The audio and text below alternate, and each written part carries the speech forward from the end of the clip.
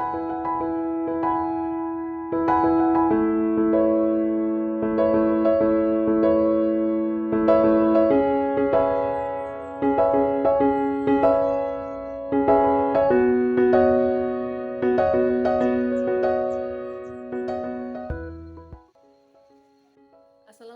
warahmatullahi wabarakatuh. Perkenalkan, nama saya Nur Hayati.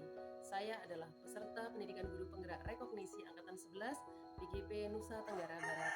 Pada kali ini saya akan melakukan kegiatan aksi nyata saya setelah melakukan kegiatan pembelajaran di paket modul 1. Saya akan melakukan diseminasi tentang budaya positif di SD Negeri Gunung Kasih. Selamat menyaksikan.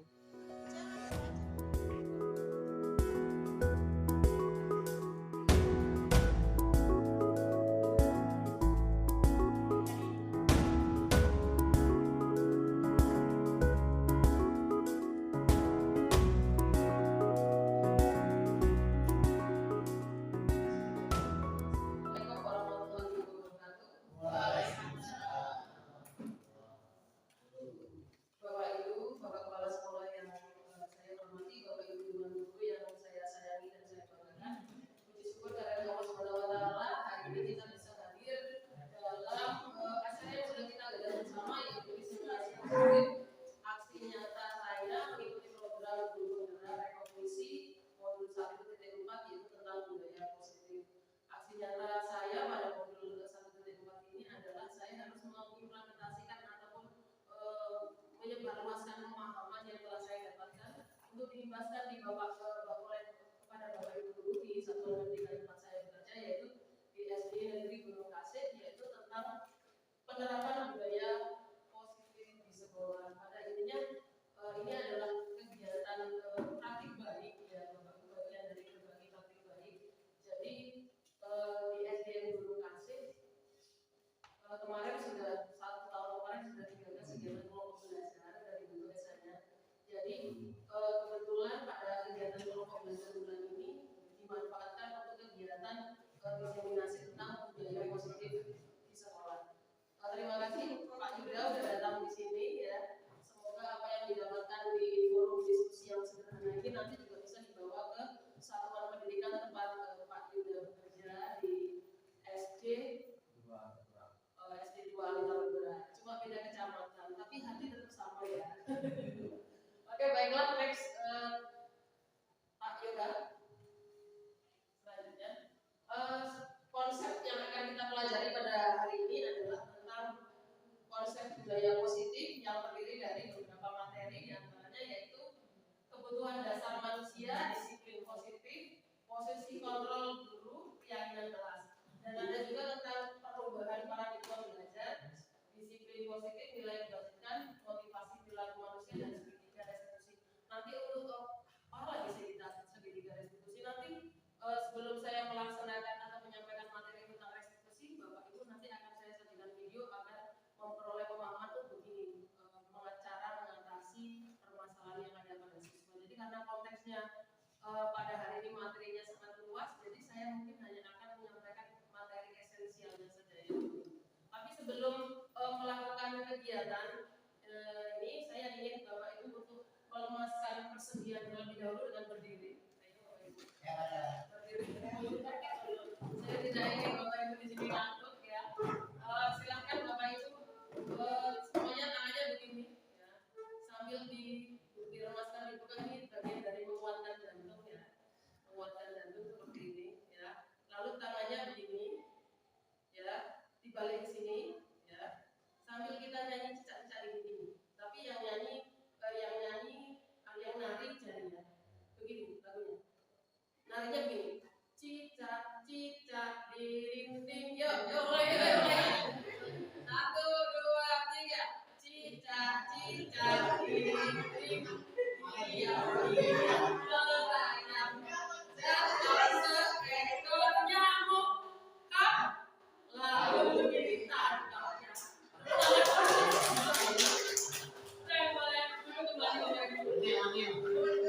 Susah.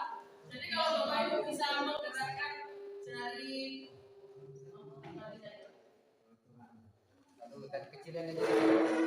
Jadi kalau Bapak Ibu bisa menggerakkan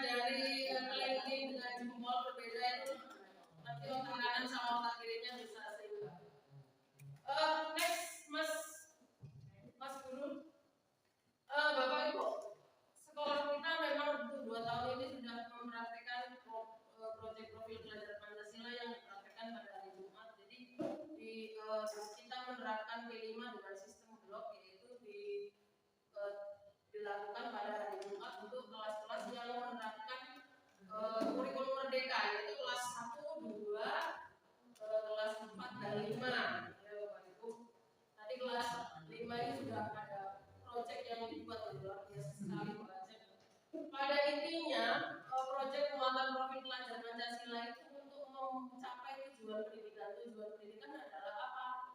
Bapak Ibu, anak-anak diminta untuk memperoleh keterampilan karakter, mengembangkan karakter mereka. Karakternya adalah profil pelajar Pancasila, yaitu beriman dan bertakwa pada Tuhan Yang Maha Esa, berkebinekaan global, gotong royong, kreatif, bernalar kritis dan mandiri.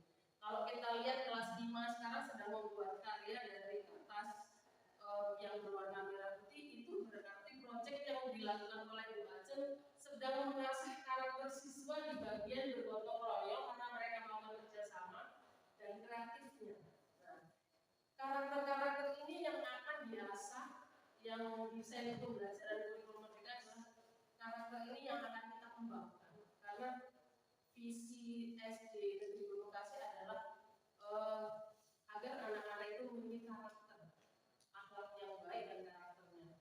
Memang belum bisa mencapai teknologi Pak, mungkin itu jauh dari jangkauan kita, tapi kalau karakter itu adalah landasan dasar kita bagaimana mempersiapkan anak didik kita ke depan agar lebih baik. Next. Nah, konsep pembelajaran paradigma baru Bapak Ibu, kita itu pembelajarannya harus berdiferensiasi. Diferensiasi berasal dari kata bahasa Inggris yaitu difference, ya, artinya yang berbeda. Jadi konsepnya adalah pembelajaran diferensiasi ini adalah pembelajaran yang menjawab kebutuhan murid yang berbeda-beda. Bapak Ibu, muridnya ada yang di kelas pecicilan, ada yang pecicilan, ada yang diam nyimak, terus ada yang suka tampil ke depan, banci tampil gitu bilang ya. Wajar ada yang muridnya diam, yang suka lari-lari, ada. Ya, sekarang guru olahraga, ada yang suka olahraga, ada yang kurang berminat dengan. Jadi memang tipe belajar siswa itu beda-beda. Saya yakin Bapak Ibu juga memiliki tipe belajar sendiri, beda. Jadi ada anak yang tipe belajar itu dengan melihat. Kalau dia melihat dia bisa. Namanya tipe belajar visual. Yang kedua, tipe belajar auditorial. Jadi dia mendengarkan.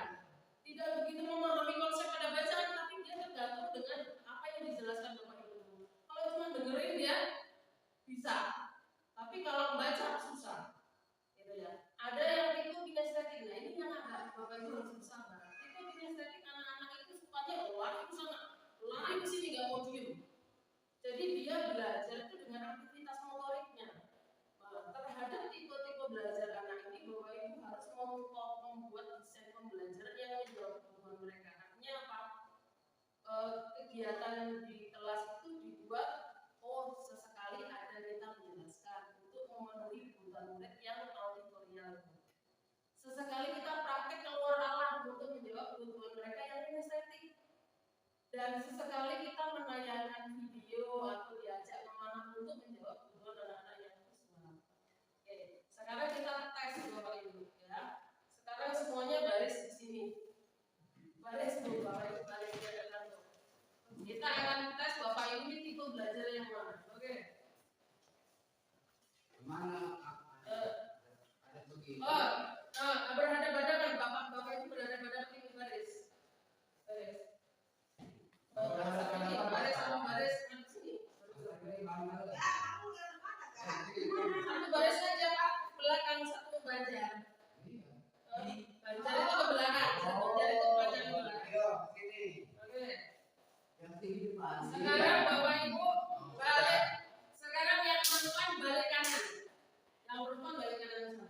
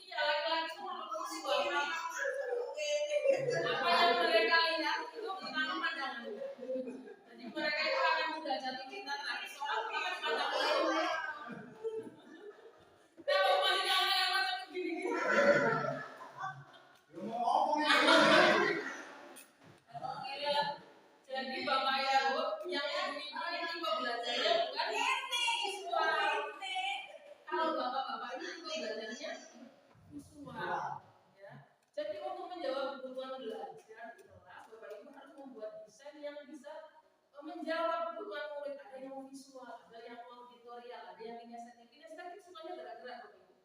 Jadi ajak dia demonstrasi, ajak mereka nari. Jadi kita tidak bisa membuat pembelajaran itu macam-macam. Jadi yang kasihan yang kinestetik dan visual. Next, Mas Tidak. Itu diferensiasi ya Bu ya. Nah, diferensiasi artinya adalah mendesain kegiatan pembelajaran yang berbeda, yang mampu menjawab kebutuhan murid. Sekarang konsep selanjutnya adalah tentang teori kontrol. Tokohnya adalah Dr. William Glasser. Kebanyakan kesengsaraan manusia itu disebabkan oleh orang-orang yang berusaha mengontrol orang lain. Padahal kenyataannya adalah satu-satunya perilaku yang dapat dikendalikan adalah perilaku seseorang terhadap dirinya sendiri. Jadi jangan berpikir bahwa kita ini bisa mengontrol siswa. Karena yang bisa mengontrol katanya masih kuasa mengontrol itu ya diri kita yang bisa mengontrol diri kita.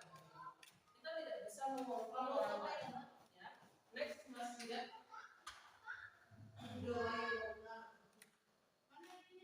Jadi ini adalah teorinya Bapak Ibu tentang kontrol tadi kan. Ada konsep lama dan ada yang konsep teori kontrol. Konsep lama adalah anak-anak itu punya kebutuhan yang sama. Ternyata tidak, anak-anak itu punya kebutuhan yang berbeda. Semua orang melihat dari yang sama. Ternyata semua orang itu punya pandangan yang berbeda. Bahkan kalau seandainya kita musyawarah kok kita berbeda-beda, jadi Bapak Ibu. Yang ketiga, kita mengubah orang agar berpandangan sama dengan kita. Padahal yang terjadi adalah kita berusaha memahami pandangan orang lain tentang dunia. Perilaku buruk dilihat dari satu kesalahan. Padahal semua orang itu berperilaku itu pasti memiliki tujuan. Jadi anak-anak pernah nggak kita bertanya bahwa, kok didorong sama Ipin? Pasti Ipin tak punya tujuan. Kenapa mendorong Wahyu? Pasti dia punya tujuan, punya alasan. Orang lain bisa mengontrol saya. Tidak, yang benar adalah hanya diri kita yang bisa mengontrol. Jadi nanti kita akan kaitkan dengan materi kontrol ini dengan bagaimana kita membangun kesadaran siswa supaya bisa karakternya lebih berkembang dengan baik. Lalu konsep yang lama adalah pemaksaan ada pada saat tujuan berjalan. Yang ada adalah kolaborasi dan konsensus menciptakan pilihan-pilihan baru. Jadi anak dihadapkan pada pilihan-pilihan baru sesuai dengan bakat minat mereka. Dan model berpikir yang lama adalah model berpikir menang kalah, dan yang baru adalah bagaimana kita membuat desain pembelajaran itu modelnya menang-menang. Jadi semua siswa itu bisa menang, artinya mereka mencapai pemahaman mereka. Itu mengapa? Karena pada kurikulum Merdeka tidak ada ranking seperti itu Bapak Ibu. Karena setiap anak itu punya potensi yang berbeda-beda. Si Rani bagus dalam pelajaran matematika, tapi si Dila ternyata memiliki keunggulan dalam hal sosialnya. Jadi setiap anak itu punya bakat yang berbeda-beda. Next, Mas Bro.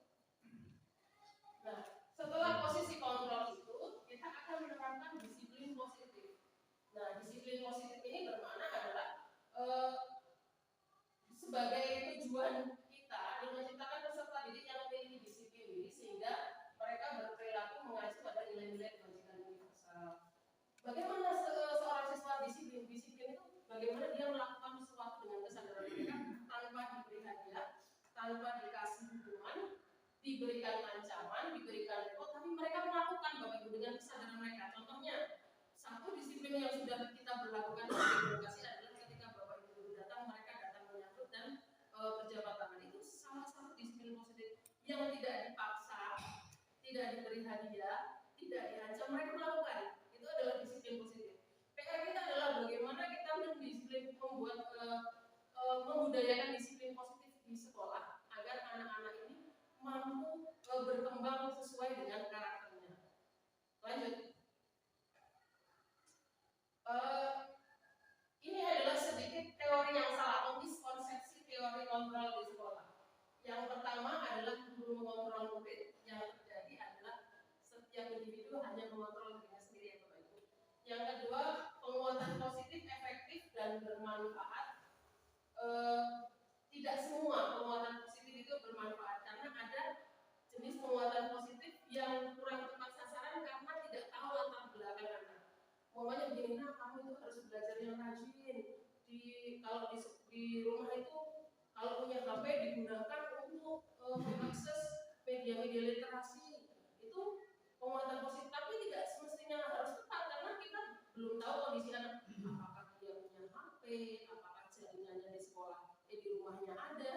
Artinya kita juga harus mengerti itu Bapak Ibu kondisi anak-anak. Yang kedua, bahwa kritik akan membuat rasa bersalah dan mampu menguatkan karakter. Belum tentu juga. Kadang ada orang yang dikritik mencak-mencak ataupun marah.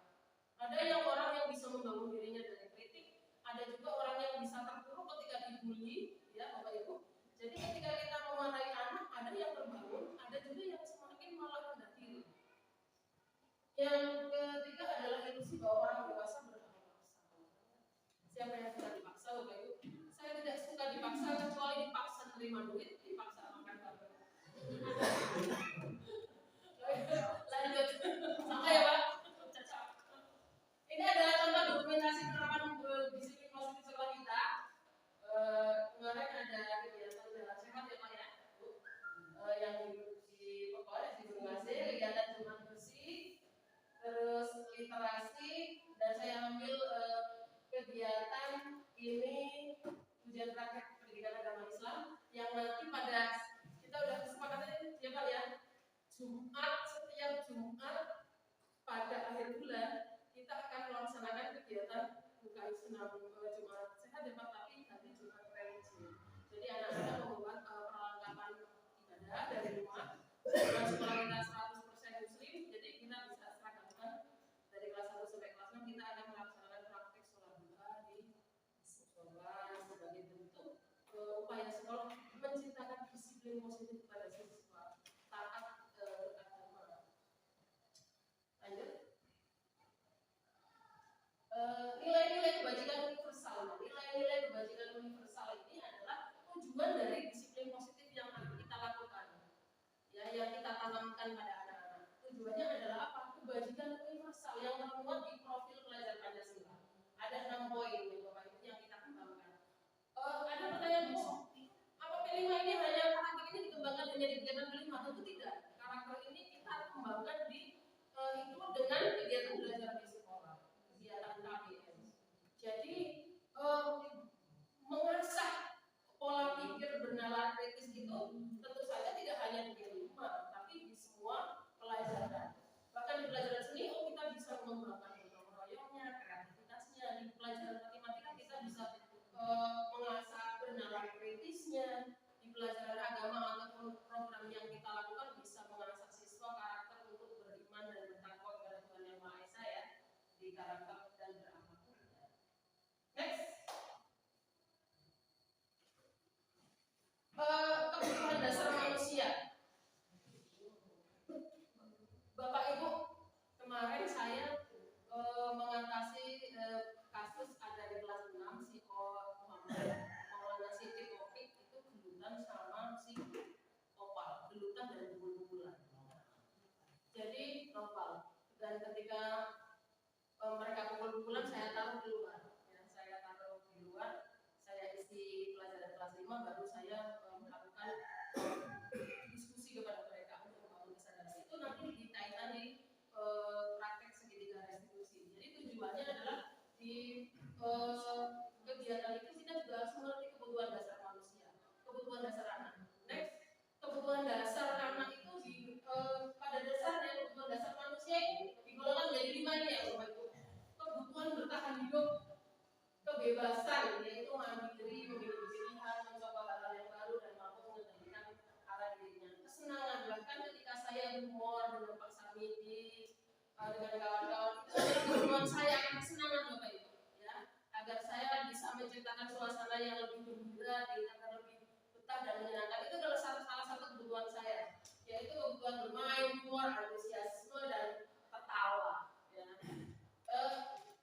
Ada kebutuhan lain yaitu kasih sayang dan rasa diterima. Ada penguasaan itu kaitannya dengan harga diri. Setiap orang terlahir dengan memiliki harga diri ya Bapak Ibu, yang tidak ingin direndahkan, tidak ingin dilecehkan, sehingga mereka berusaha sekuat tenaga untuk melindungi harga dirinya dan mempertahankan harga dirinya. Memimpin, berprestasi, diakui dan didengar. Ini adalah 5 kebutuhan dasar manusia dan anak-anak pun juga memiliki. Ya. Jadi nanti kita membantu siswa dalam permasalahan, kita harus mengerti kebutuhannya. Kebutuhan anak ini apa sih? Oh ternyata kebutuhan akan rasa kasih sayang dan diterima. Jadi sebagaimana sebisa mungkin kita sebagai guru itu memberikan motivasi, memberikan perhatian, dan itu akan berdampak baik karena ketika kita melakukan action dan sesuai dengan kebutuhannya maka akan tepat sasaran. Ini ya ada 5 kebutuhan dasar. Perilaku motivasi manusia itu ada intrinsik dan ekstrinsik. Intrinsik adalah untuk menjadi orang yang mereka inginkan dan menghargai diri sendiri dengan nilai-nilai percaya. Kalau ekstrinsik itu untuk menghindari ketidaknyamanan, hukuman, untuk mendapatkan imbalan, menghargai dari orang lain. Namanya begini. Kalau motivasi ekstrinsik, saya datang pagi kalau bapak kepala sekolah datang, itu adalah contoh motivasi ekstrinsik ya. Tapi kalau motivasi intrinsik itu datang dari diri sendiri, artinya tanpa diawasi kita pun melakukan gitu Bapak Ibu. Nah, terlalu banyak apa yang saya katakan, sekarang gantian Bapak. Saya ingin mengajak Bapak Ibu berefleksi, membayangkan ketika masa-masa sekolah dulu. Ketika dulu SD atau SMP atau SMA. Saya ingin tanya ke Bapak Ibu satu persatu. Pernah nggak punya pengalaman dengan guru yang itu masih terngiang-ngiang sampai saat sekarang? Pengalaman guru dulu. Ya, coba. Bapak Ibu pasti di masa SD, SMP, SMA punya pengalaman dengan guru di kegiatan belajar. Di mana pengalaman itu tidak cukup menyenangkan dan masih ingat sampai sekarang. Saya mau tanya ini sama Pak Dia dulu. Oh. Ya, ada Pak, silakan Pak diceritakan. Ya, sebenarnya sih itu waktu itu kenangan masih di SD ya. Saya waktu itu masih di kelas 4. Pas waktu kebenaran itu kita pas waktu olahraga, ada salah satu guru yang kehilangan duit katanya. Nah, terus kemudian saya ini dituduh, padahal saya nggak sama sekali kehilangan tahu-tahu. Guru itu salah namanya taruh. Nah, tapi saya sudah harga diri saya sudah dicatatkan, malah diumumkan dengan anak dengan teman-teman saya bahwasanya tuh dia tuh katanya ngambil duit Pak Guru 500 rupiah pada waktu itu. Nah, tetapi lama-kelamaan dia ngaku bahwasanya duit itu nggak hilang. Tapi saya, Bapak itu saya bilang udah menodai citra saya kan, bahwasanya saya merasakan gak enak, padahal itu tidak hilang. Itu kira-kira dengan yang pahit dengan guru di beberapa tempat, namanya Pak Radino. Masih ingat. Oke, assalamualaikum warahmatullahi wabarakatuh. Nah, kalau saya ada pengalaman begini Bu, masih ingat sampai sekarang. Dan alhamdulillah guru saya itu masih hidup, namanya Pak Sergi Guru. Ketika itu pelajaran IPS. Nah, waktu itu saya disuruh maju untuk menunjukkan di peta. Peta suruh menunjukkan Pulau Kalimantan. Nah, saya bingung, ya. suruh maju menunjukkan saya bingung ibu kota Kalimantan itu mana, tolong ditunjukkan. Ketika itu saya bingung.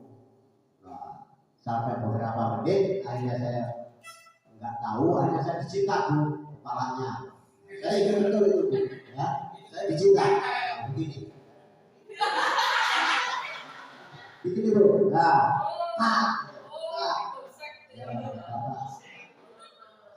coba kamu mundur dulu, saya mundur, saya pikir, saya ingat Bu Kalimantan itu Amerika kan. Kemudian saya maju lagi, alhamdulillah Bu, itu ketemu. Maka dari itu sampai sekarang saya masih ingat betul itu kenangan itu. Kalau kenangan banyak Bu. Termasuk kuliah fisik ya. Nah, itu ya. Ya, Mas Guru. Oke, assalamualaikum warahmatullahi wabarakatuh. Waalaikumsalam. Jadi pengalaman pada waktu SD pada zaman dahulu itu, saya mengakui memang saya dulu bandel. Pada saat saya kelas 2 itu, saya ini libur di kelas dengan kawan saya bercanda. Tetapi guru yang di depan itu pada saat menjelaskan mungkin jengkel melihat kami. Nah, disitulah kami itu lagi bercanda gurau, berisik, dilempar pakai sepatu itu nggak kena, tapi dilempar pakai pantopel. Memang ya dia ngomong keras ya keras gitu, tapi ya SD masih SD. Itu guru kalau nggak salah namanya Pak Romo. Memang didikannya itu memang keras, kan? Tapi memang dari keras itu bisa menjadi saya disiplin gitu. Ya alhamdulillah sampai sekarang masih ingat. Jadi itulah menjadi motivasi saya supaya saya selalu disiplin. Oke, mungkin itu saja Bu pengalaman saya. Oke, dari selanjutnya.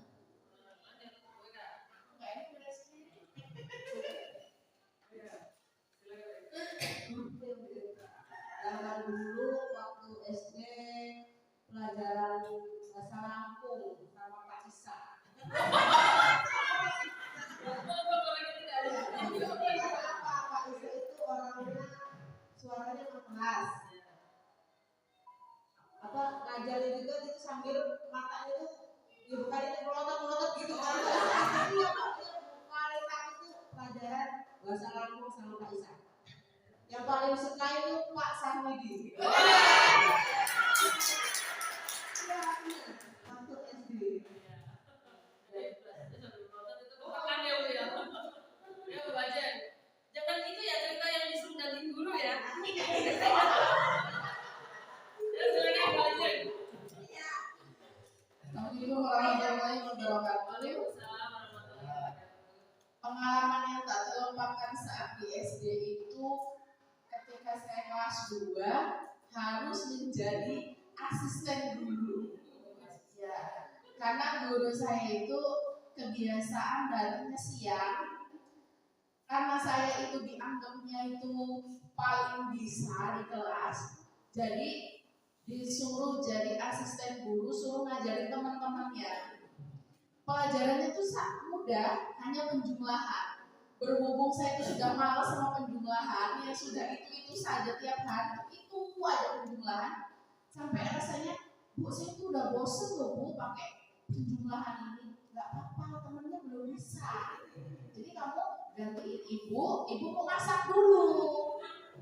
Jadi sampai sekarang, saya masih ingat sekali, saya masih kecil kelas 2 suruh jadi asisten guru.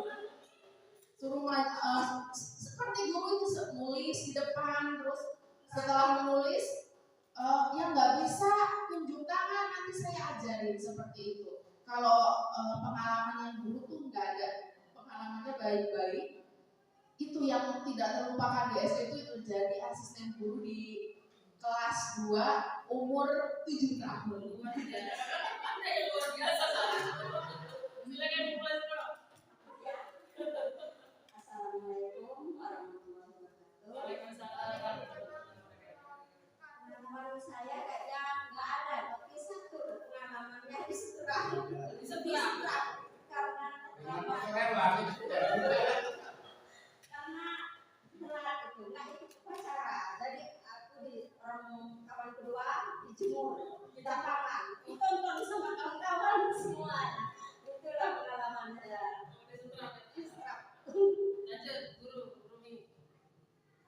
Assalamualaikum warahmatullahi wabarakatuh. Pengalaman saya, alhamdulillah nggak ada yang ini ya sama kali itu nggak ada. Baik-baik aja. Iya, alhamdulillah. Bahagia banget. Assalamualaikum warahmatullahi wabarakatuh. Kalau saya sih kayaknya orang ada yang kayaknya lupa itu lupa SPG kalau SPG. Saya ini cuma apa? Ininya profil yang perempuan. Waktu SPG. Kenapa jualannya laki-laki? Waktu itu emang pengen sih sekolah SPG. Ya akhirnya alhamdulillah. Jadi guru akhirnya. Yuk, sekarang kamu juga. Dulu sekolahnya di sini apa di mana sih? Di Jawa Barat masih di mana? Di sini. Assalamualaikum warahmatullahi wabarakatuh.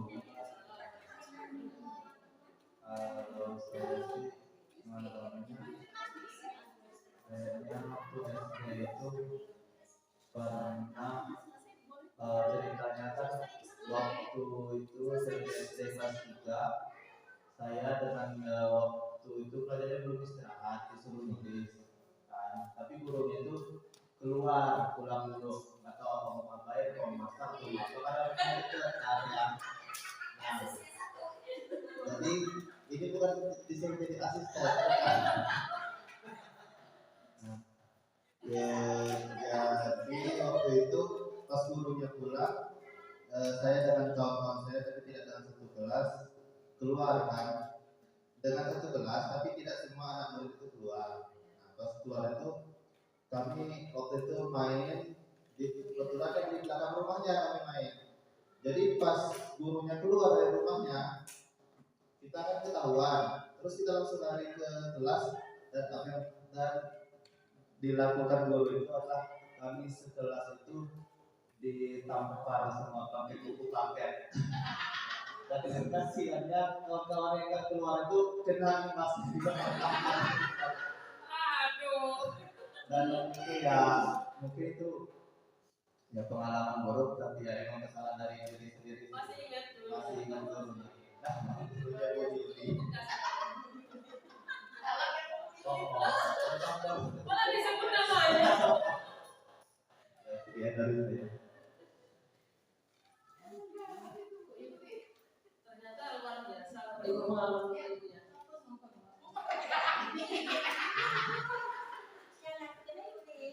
Ini yang dapat pengalaman itu tuh. Berarti Pak Mas Glenn dulu punya kebutuhan yang tidak tercukupi. Harga diri. Harga dirinya dihancurkan ibaratnya nggak nyampe diturun. Ya.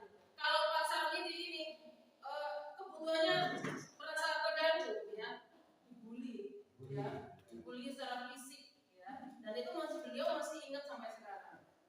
Kalau Mas Yoga ini mentalnya baja, wah sudah tahu dilempar sepatu, tapi termotivasi disiplin. Tapi itu 101 ya, Mas Guru ya. Karena kebanyakan ada yang dapat bullying fisik bisa terbangun motivasinya. Kita sama. Ya. Karena saya pernah punya pengalaman dulu di Balang Kapur dengan guru fisika sampai sini. Sejak saat itu saya mulai terbangun untuk belajar. Jadi saya nggak pernah ranking di kelas SD, SMP itu nggak pernah ranking. Baru ranking itu setelah lagi di Balang Kapur itu. Jadi kalau dari kelas 3 SMP sampai SMA sampai kuliah itu tradisi itu bisa saya pertahankan karena ternyata orang itu ada satu doktrin dari guru saya, orang jenius itu kalah dengan orang yang rajin. Jadi saya nggak merasa jenius dan pintar, tapi bisa rajin dan itu upayakan ternyata itu bisa melatih seseorang itu untuk berhasil di kehidupannya. Dan pengalaman-pengalaman Bapak Ibu yang luar biasa. Ternyata ada pengalaman yang begitu buruk mengena sampai Pak Sandi itu masih terngiang-ngiang sampai luar biasa mendekati usia 60 masih teringat masa-masa buruk pengalaman di SD. Ya. Masih Pak. Jadi dari pengalaman buruk itu yang pernah dialami Bapak, saya ingin mengajak Bapak Ibu merefleksi diri. Bagaimana kita sebagai seorang pendidik supaya tidak melakukan kesalahan yang sama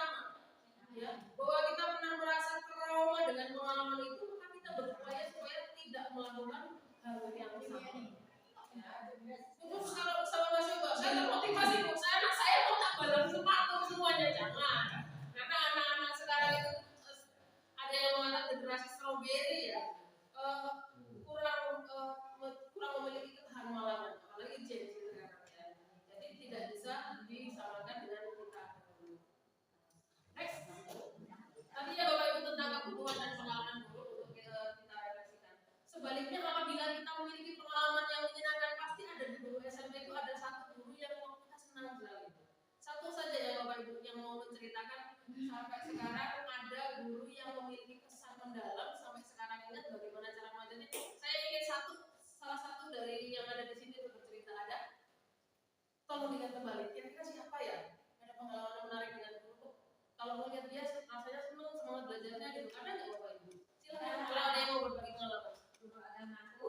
Oh silakan Bu Mas Ram. Mas Ram. Ya silakan Bu. Ada lah nggak gitu. Hah? Iya. Siapa yang mau bercerita pengalaman luar biasa dengan guru? Jadi ketika Bapak Ibu punya pengalaman yang buruk yang masih diingat, jangan seperti itu. Ketika ada pengalaman yang memang membuat kita berkesan, kita bisa mengilhaminya dan mengadopsinya sebagai menjalankan tugas kita sebagai seorang guru. Dia kok membuat murid senang bagaimana ya? Jadi begitu Bapak Ibu. Next, Mas Guru. Oh ini ya. Nah, sekarang kita masuk ke tadi kebutuhan manusia ya. Sekarang next materi selanjutnya itu tentang 5 kontrol guru. Dalam fungsi kontrol guru itu ada 5 posisi Bapak Ibu. Ada yang posisinya sebagai penghukum. Ya, tadi ceritanya Pak Mas Dian itu dia sebagai penghukum kontrolnya. Yang kedua membuat rasa bersalah. Yang ketiga itu fungsinya sebagai pemantau. Yang keempat sebagai teman. Dan yang kelima sebagai manajer. 5 posisi kontrol ini diharapkan kalau kita sebagai guru setidak-tidaknya mampu menjalankan fungsi kontrol sebagai pemantau. Kalau posisi puncaknya adalah sebagai manajer. Apa yang dimaksud fungsi-fungsi ini Bapak Ibu, fungsi kontrol ini? Next, Mas Guru. Jadi Bapak Ibu di sekolah itu ada istilah yang namanya dulu ya hukuman, ada konsekuensi, ada restitusi. Ya, ada hukuman, ada konsekuensi, ada yang namanya restitusi. Hukuman itu tidak berencana tiba-tiba, ya seperti tadi, tahu-tahu gosek aja kepalanya, ya, tidak berencana. Yang kedua, spontan ya Bapak Ibu. Yang kedua, murid tidak tahu apa-apa yang akan terjadi dan tidak dilibatkan. Kalau nggak tahu apa-apa, tahu-tahu dituduh ambil duit. Jadi yang ketiga bersifat satu arah, hanya menumpahkan kesalahan saja tanpa pernah tahu alasannya apa, kenapa, bagaimana gitu ya. Yang selanjutnya adalah berupa hukuman fisik dan psikis. Fisik itu ya tadi digosek ya. Psikis itu yang dialami oleh Pak Mas Dian, psikis yang diserang, dituduh, jadi mentalnya yang diserang. Yang kedua adalah konsekuensi. Kok bisa kurang jelas? Konsekuensi ini tak rencana disepakati ya, harus mematuhi aturan. Konsekuensi itu adalah bentuk sebuah kesepakatan yang sudah dibuat bersama. Jadi begini anak-anak, nanti besok kalau terlambat yang terlambat mau diapain ini? Suruh bersih-bersih Bu. Jadi ketika besok ada anak yang terlambat suruh bersih-bersih itu adalah konsekuensi. Ya Bapak Ibu ya. Yang ketiga ini adalah restitusi, proses menciptakan kondisi bagi murid untuk memperbaiki kesalahan. Proses kolaboratif yang mengajarkan murid untuk mencari sendiri solusi bertanggung jawab. Nanti kita akan melihat video dari restitusi itu sendiri. Next. Nah, ini contoh penerapan fungsi kontrol guru di sekolah. Sebagai penghukum itu umpamanya ya, hormat bendera selama 1 jam pelajaran, mahasiswa telat suruh dijemur di lapangan gitu. Itu hukuman itu guru sebagai penghukum. Pembuat rasa bersalah, contohnya berapa kali ibu bapak harus memberitahu kamu selalu saja mengecewakan bapak ibu. Kamu begini kayak gitu, ibu kan jadi repot kalau kamu kayak gitu. Nah, itu adalah guru yang membuat rasa bersalah siswa.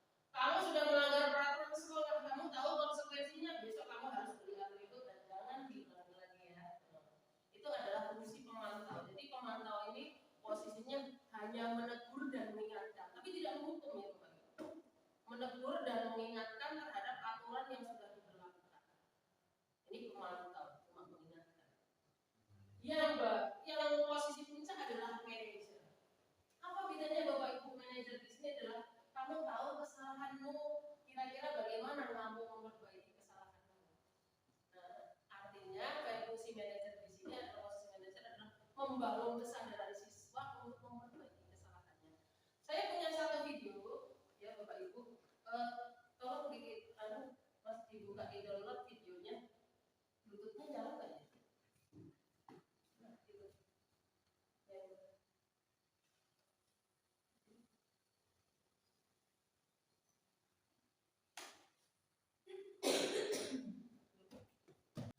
Menghargai diri sendiri dan orang lain mungkin ya Bu. Setuju. Jadi, apakah Naren meyakini prinsip saling menghormati tersebut? Iya Bu, saya meyakininya.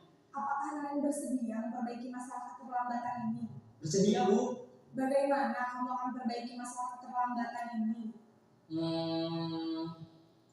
Saya akan coba untuk tidak lupa menyetel alarm saya Bu. Baik, kalau Naren lupa menyetel alarm di rumah, ada orang yang kira-kira bisa bantu mengingatkan tidak?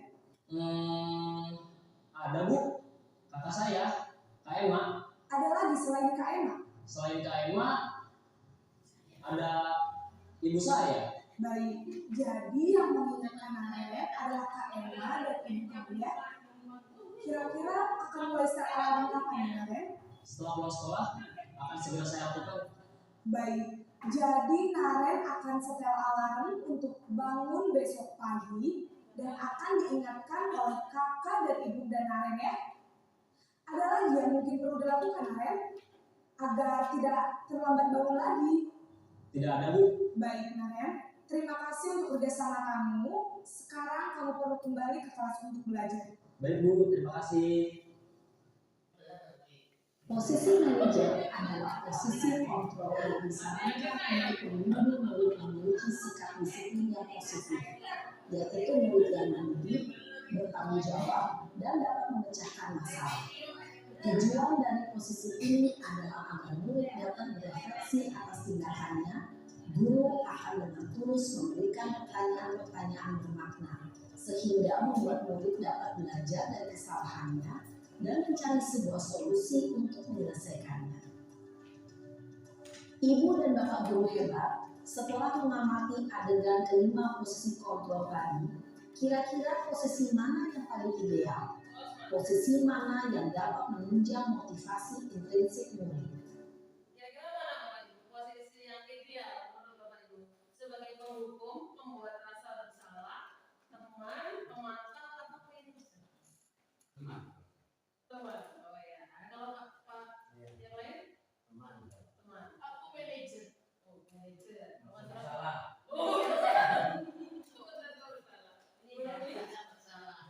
Udah apa membuat rasa bersalah?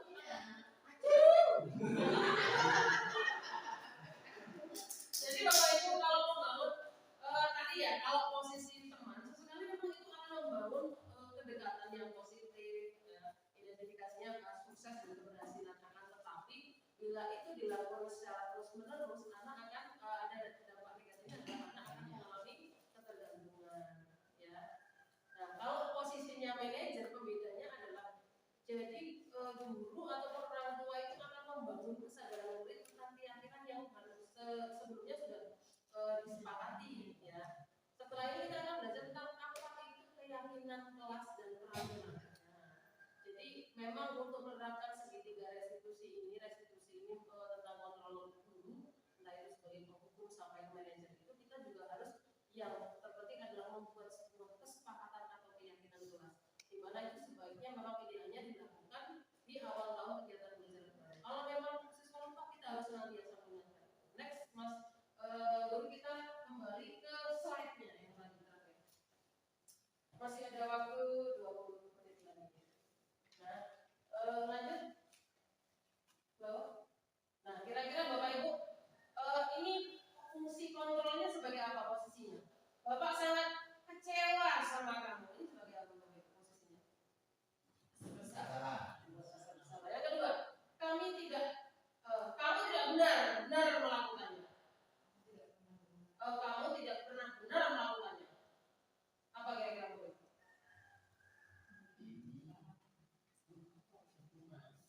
Hukuman.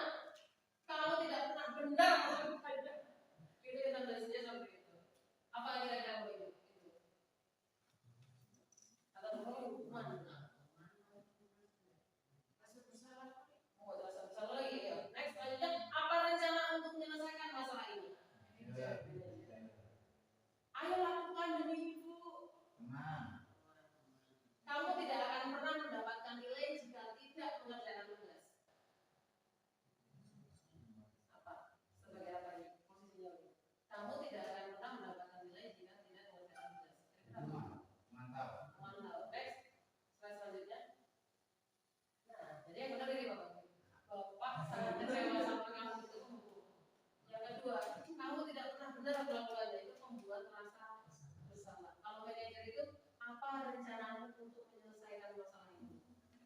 tanya ke orangnya langsung, bagaimana kamu memperbaikinya?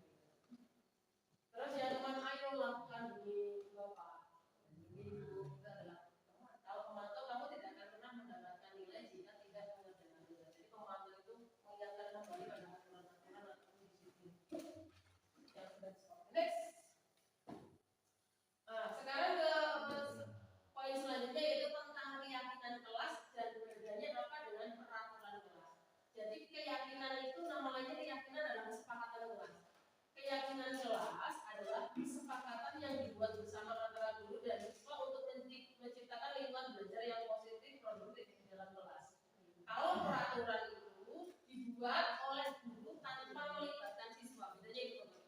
Jadi kalau peraturan dibuat oleh guru, tapi kalau keyakinan atau kesepakatan dibuat bersama. Contohnya sebagai contoh begini, anak-anak ini kelas kita belajar di sini. Bagaimana supaya kita nyaman di belajar di sekolah ini? Oh Bu, jaga kebersihan kok, bagus jaga kebersihan. Apalagi ya, menata barang-barang yang berantakan. Itu adalah keyakinan dari mereka yang berinisiasi. Jadi itu nanti diteruskan oleh Bapak Ibu guru keyakinan itu. Ketika mereka lupa, diingatkan lagi Bapak itu dari mereka. Apa yang kamu langgar? Oh ternyata menjaga ketertiban di kelas, menjaga kebersihan. Jadi budaya positif keyakinan kelas ini kita lakukan di awal kegiatan pembelajaran baru, itu lebih baik seperti itu. Tapi kalau belum dilakukan kapanpun bisa, Bapak, untuk membangun kesadaran siswa. Karena kita akan, kalau seandainya ada permasalahan, kita akan melakukan praktek restitusi yang dilakukan oleh Ibu tadi setengah naren.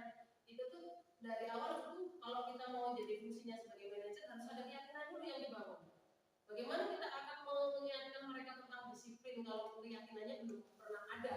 Jadi harus buat keyakinan dulu. Apa? Oh tidak boleh, jangan kata tidak boleh ya, datang tepat waktu. Jadi kalimat jangan membuat keyakinan kelas dengan kata negatif ya. Jadi menggunakan kalimat yang positif. Umpamanya tidak boleh datang terlambat, kalimatnya dirubah Bapak Ibu. Itu kan kalimat negatif. Kalau dirubah menjadi kalimat positif seperti apa? Datang tepat waktu. Tidak boleh buang sampah sembarangan. Biasanya anak-anak kalau buat seperti itu konsepnya. Nanti dirubah. Buanglah sampah pada tempatnya. Jadi kalimat keyakinan kelas atau kesepakatan kelas itu adalah kalimat-kalimat yang positif. Kenapa kalimat positif? Karena biasanya kalau menggunakan kalimat negatif atau larangan, mereka cenderung melakukan melanggar. Jangan telat ya, biasanya telat Pak. Jangan bohong. Biasanya kalau ada kecenderungan loh, ada kecenderungan di mana kalau kalimatnya negatif, justru mereka menyusun keyakinan kelas dan kesepakatan kelas ya. Jadi keyakinan itu bersifat abstrak, berupa pernyataan yang sifatnya universal, dalam pernyataan positif sedikit saja tapi diingat, sesuai dengan kondisi kelas dan semua warga sekolah kelas dilibatkan dalam membuat keyakinan kelas ya. Jadi cukup di sini poinnya didapatkan ya Bapak Ibu. Artinya keyakinan kelas itu melibatkan seluruh warga sekolah ataupun kalau di kelas semua siswa terlibat. Jadi mereka yang berinisiasi, mereka yang melaksanakan itu bukan dari kita. Kalau kita sebagai guru itu hanya sebagai memfasilitasi mereka. Jadi memantau mereka. Oh seperti ini. Lanjut. Nah ini adalah praktik segitiga restitusi. Namanya segitiga restitusi. Restitusi restore. Dari kata restore artinya mengembalikan keyakinan mereka. Jadi pertama ada menstabilkan identitas, validitas tindakan yang salah dan menanyakan keyakinan. Ini adalah langkah-langkah melakukan restitusi. Next,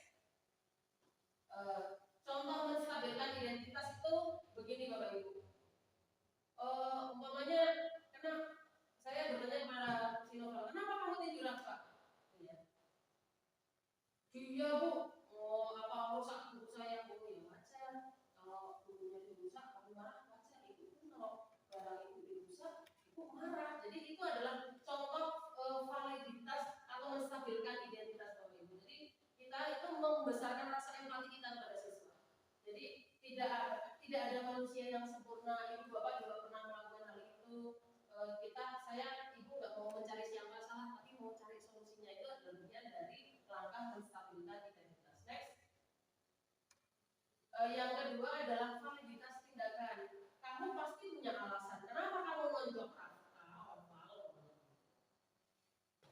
kita tanyakan alasan anak-anak melakukan kesalahan. Terus padahal kamu bisa melakukan yang lebih baik, bukan perilaku yang buruk seperti ini. Kamu melakukan karena mempertahankan sesuatu yang penting bagi kamu. Ini juga bagian dari upaya seorang guru memberikan rasa empati kepada siswa atas tindakan mereka sebelum diingatkan lagi ke step selanjutnya next. Nah, menanyakan keyakinan. Satu kita memberikan empati kepada pembaca.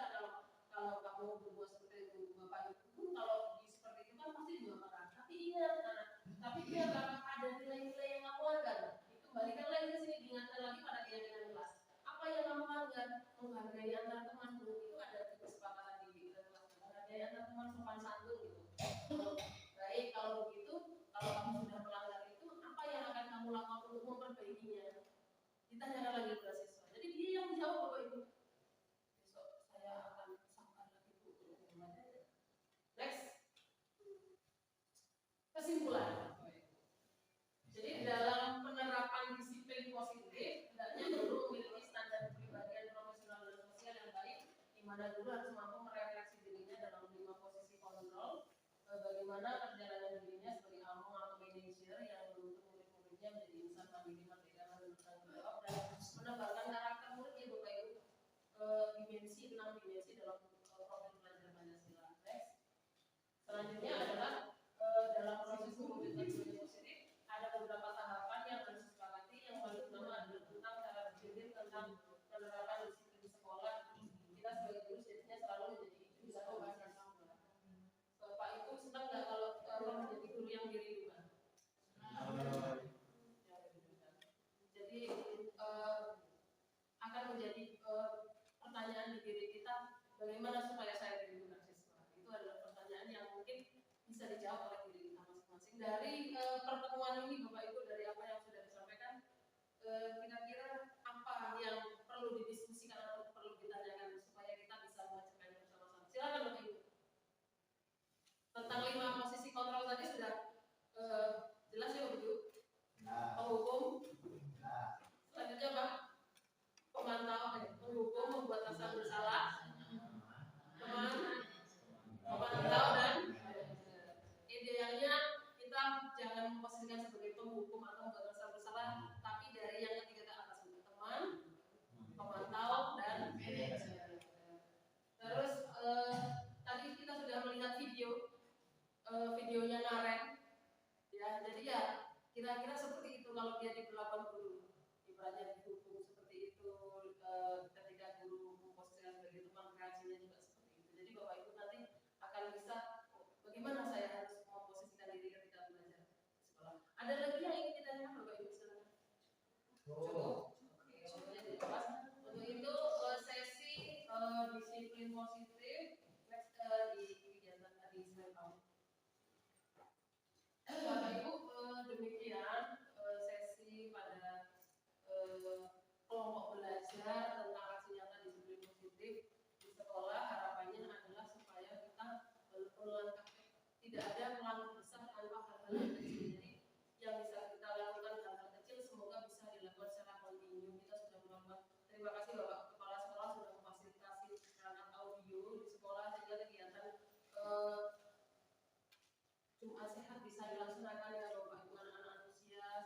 Terus kemarin kita ada event-event kegiatan 17 Agustus dengan perangkat audio berjalan dengan baik. Ke depan kita akan melakukan menjalankan program kecil yaitu Jumat religi semoga realisasi. Kita adalah